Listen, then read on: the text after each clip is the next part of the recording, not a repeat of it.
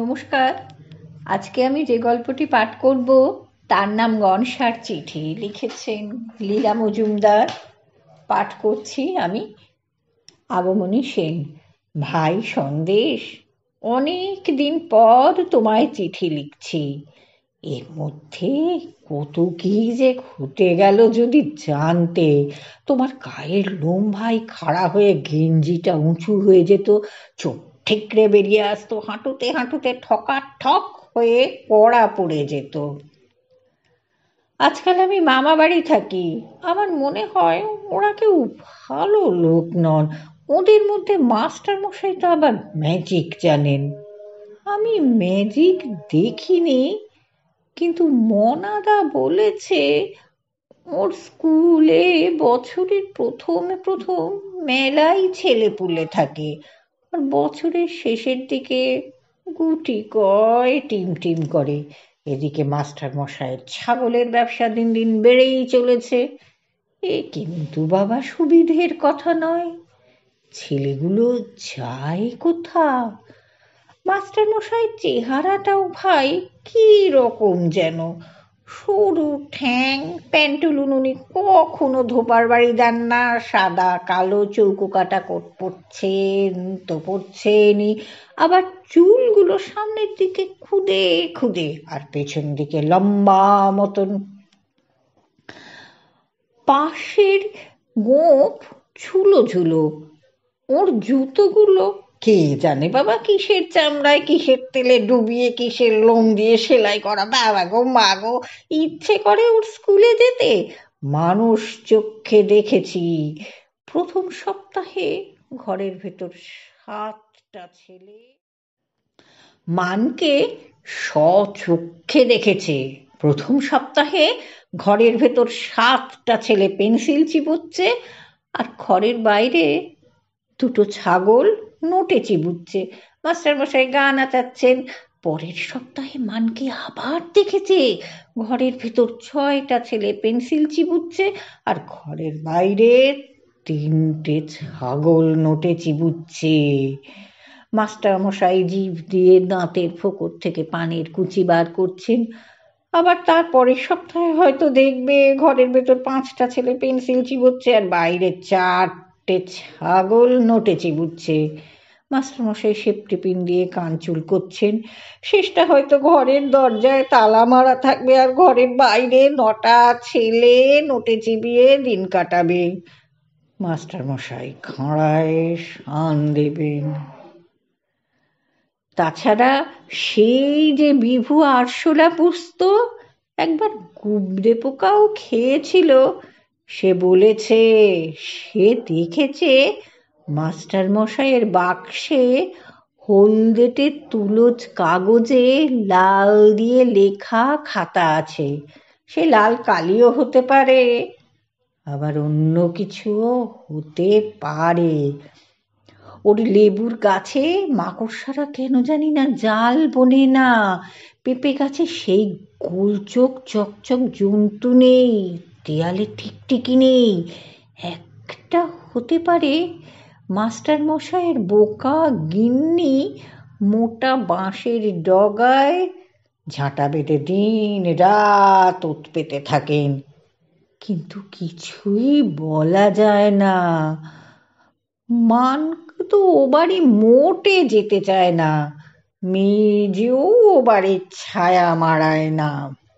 আর ছোট ছেলে ধনা, তারও তো ও বাড়ির গায়ের হাওয়া লাগলেই সর্দি কাশি হয়ে যায়। রামশরণ পর্যন্ত ও বাড়ির কুল খায় না। গুড়িয়ার মা সজনে ডাঁটা নেয় না। মামা কিন্তু ওদের কুমড়ো টুমড়ো দিব্যি খান।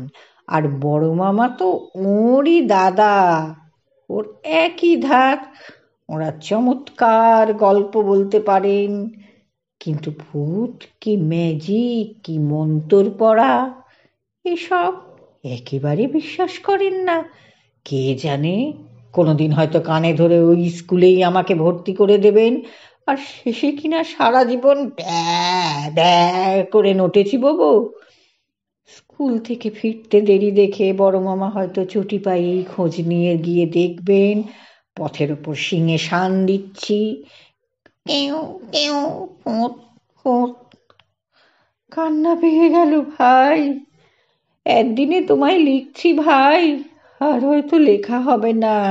দিব্যি টের পাচ্ছি দিন ঘনিয়ে আসছে।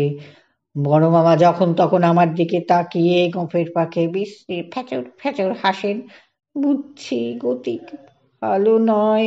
দু একবার তিনতলার ছাদে গিয়ে ব্যা করে ডেকে দেখেছি, এ আমার ঠিক হয় না। কেউ যখন দেখছে না, খান কতক দুব্বো ঘাস চিবিয়ে রেখেছি বদ খেতে। তাতে আবার ছোট শুকনো পোকাও ছিল। খোকনকে বলেছি, গলায় একটু দড়ি বেঁধে টেনে দেখ তো। ও কিন্তু রাজি হলো না। এদিকে অভ্যেস না থাকলে আমার যে কি হবে তাও তো জানি না। এসব নানা কারণে এতকাল চিঠি লিখতে পারিনি, বুঝতেই পারছো। একদিন সন্ধেবেলা আর তর সইল না। গেটস বাই দিয়ে শুট শুট মাস্টার মশাইয়ের বেড়া টপকে ছাগল দাঁড় ডিঙিয়ে জালনার গারদ খামচে ধরে পায়ের বুড়ো আঙুলে দাঁড়িয়ে চিংড়ি মাছের মতো ডান্ডার আগায় চোখ বাগিয়ে ভেতরে উঁকি মারলাম ঘরের। দেখলাম মাস্টার মশাই দেখলাম মাস্টার মশাই গলাবন্ধ কোট খুলে রেখে মোড়ায় বসে হুঁকো খেতে চেষ্টা করছেন, আর গিন্নি মাটিতে বসে কুলো থেকে খাবলা খাবলা শুকনো বড়ি তুলছেন। কোনোটা আস্ত উঠছে, গিন্নি হাসছেন। কোনোটা আধখ্যাচেরা উঠছে, গিন্নি দাঁত কিরমির করছেন। আর মাস্টার মশাই গেলাস ভেঙেছেন বলে সারাক্ষণ বক বক করছেন। ভাই, বড় ভালো লাগলো। কিন্তু আনন্দের চোটে যেই খচমচ করে উঠেছি, মাস্টারমশাই চমকে বললেন, ওটা কি রে? ভাবলুম এবার তো গেছি। কান ধরে ঝুলিয়ে ঘরে টেনে আনলেন। নখ দিয়ে খামচে গিরগিটির মতো মুখ করে বললেন, ও বাঁদর। বললুম, আজ্ঞে স্যার, ছাগল বানাবেন না স্যার। বললেন, বাঁদর আবার কবে ছাগল হয় রে? গিন্নিও ফিসফিস করে বললেন, ওটিকে রাখো, আমি পুষবো। ভয়ের চোটে কেঁদে ফেললুম।